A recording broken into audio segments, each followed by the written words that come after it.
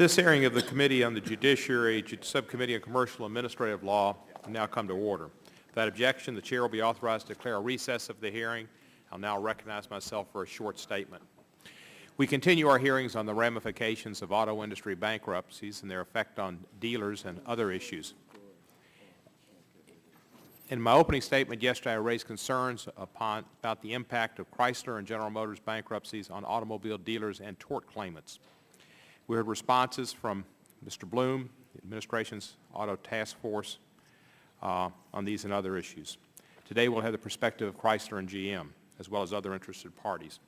As was noted yesterday, one issue that has raised bipartisan concerns in Congress is the mass closure of GM and Chrysler dealerships. The car dealers contend that GM and Chrysler selected dealerships for termination using an arbitrary selection process. Additionally, I'm concerned about the impact of these closures on minority dealers. And I may qualify that. When I say minority, I don't necessarily mean women. I'm speaking about it from my district, African Americans, and those statistics may be different, and I appreciate your referencing those. And I feel they will suffer in a disproportionate manner.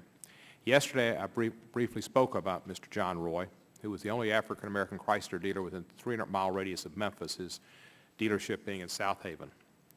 He was a dedicated and outstanding Chrysler dealer.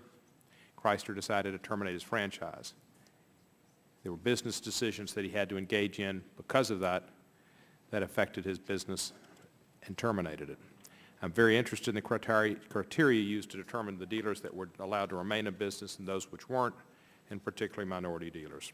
Another issue the subcommittee will explore is whether the use of Section 363 sales in Chrysler and GM cases threatened to undermine Chapter 11.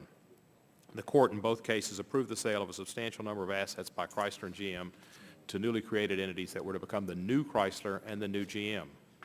Notwithstanding the court's approval of these sales, some critics have charged this sale constituted an end run around the bankruptcy code's planned confirmation process and may have constituted improper sub rosa reorganization plans. Hope that our witnesses can, and I'm sure they will, shed some light on these issues and the use of this particular procedure. I thank our witnesses for appearing today and for adding to our understanding of the implications of this historic bankruptcy, which has affected business and culture in America in a great way.